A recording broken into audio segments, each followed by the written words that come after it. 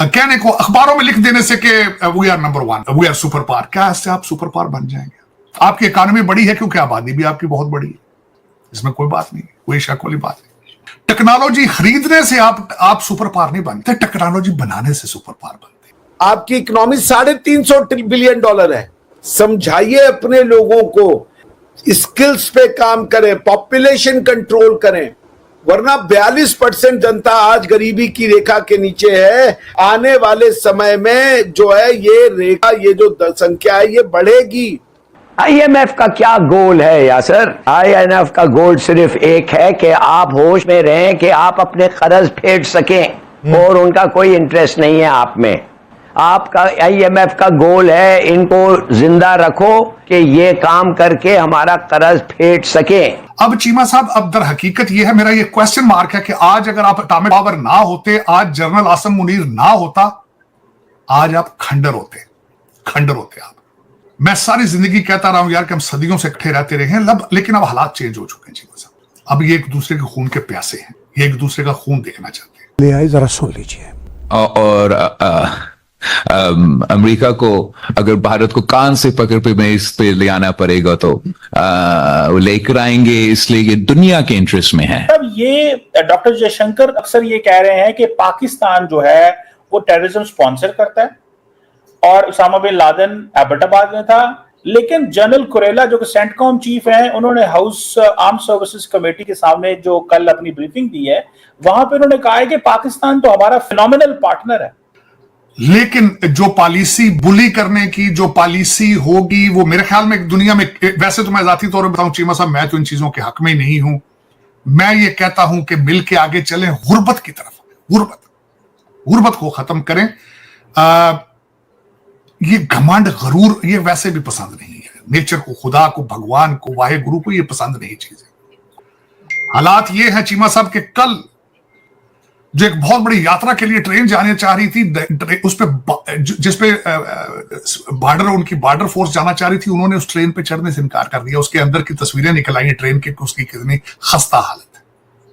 तो मेरा मकसद है, और तीसरी बात यह है कि कहने को अखबारों में लिख देने से कि we are number one, we are super power, क्या इससे आप सुपर पावर बन जाएंगे? आपकी इकोनॉमी बड़ी है क्योंकि आबादी भी आपकी बहुत बड़ी है, इसमें कोई बात नहीं, कोई शक वाली बात नहीं। टेक्नोलॉजी खरीदने से आप सुपर पावर नहीं बन जाते, टेक्नोलॉजी बनाने से सुपर पावर बनते हैं। आईफोन एप्पल यहां बना ले तो आप ये नहीं कह सकते कि हम बना रहे हैं, वो एप्पल का ही है। ये दर हकीकत इन चीजों से निकलना होगा। मैं इन चीजों के बिल्कुल हक में नहीं हूं चीमा साहब। 77 साल नहीं है बल्कि 700 साल में जो इस खिते में हुआ है, मैं हर चीज को कंडेम करता हूं। जो मेरे पठान भाई करते रहे हैं, टर्कश करते रहे हैं, मैं उसको भी कंडेम करता हूं। जो कोई भी मारा धाड़ी यहां करता रहा, मैं उसके खिलाफ हूं। आज जो हो रहा है, मैं उसके भी खिलाफ हूं। आज खून के, एक दूसरे का जो खून देखने के लिए आपकी आंखें तरस रही हैं, मैं इसके खिलाफ, बिल्कुल खिलाफ।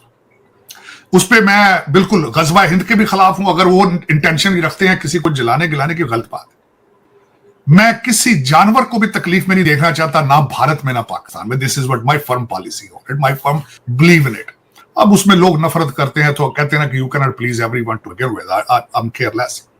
और मेरा ये प्रोफेशन भी नहीं है चीमा साहब। मेरा कौन सा ये प्रोफेशन है कि मैंने अपनी यूट्यूब रेटिंग के मेरा गुजारा चल रहा हो तो उसके बगैर नहीं होना, क्या वो केयर्स। लेकिन चीमा साहब 1947 में बताया जाता था कि एक बहुत बड़ा कंट्री साथ है और आपके साथ नफरत करता है, आपके खून का प्यासा है। आपका किस तरह गुजारा आर्मी के बगैर? मैं क्वेश्चन करना चाहूंगा, आज आप एटॉमिक पावर ना होते, क्या होता?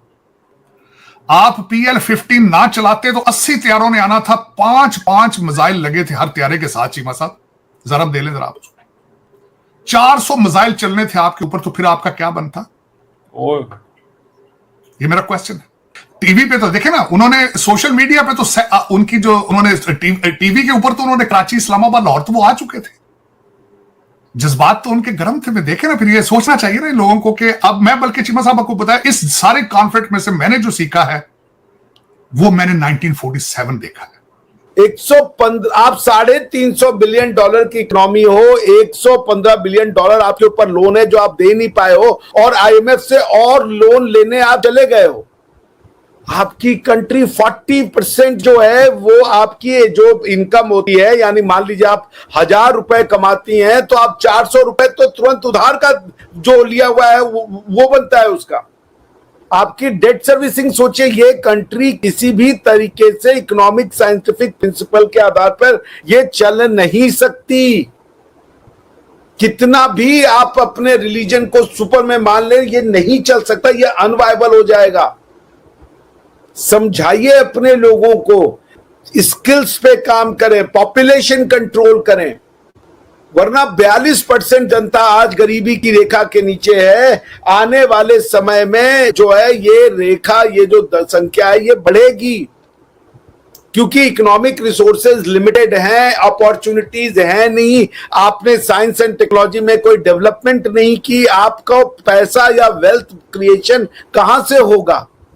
अब आपको मैं उसके अपेक्षा इंडिया की हालत, अब मैं आपके पाक आर्मी और इसका जो हालत है उस पर मैं नहीं जाना चाहता, क्योंकि जितना भी आपको पैसा दिया जाता है वो बेसिकली आपके आर्मी के उसमें चला जाता है रादर देन आप लोगों के पास जाने के। आप अगर भारत को देखिए, इसके मुकाबले में मोदी जी का जो शासन काल है उसमें 27.1% 2012 में हमारे यहां लोग जो थे वो गरीब थे, एक्सट्रीम पॉवर्टी जो $3 से कम में थे।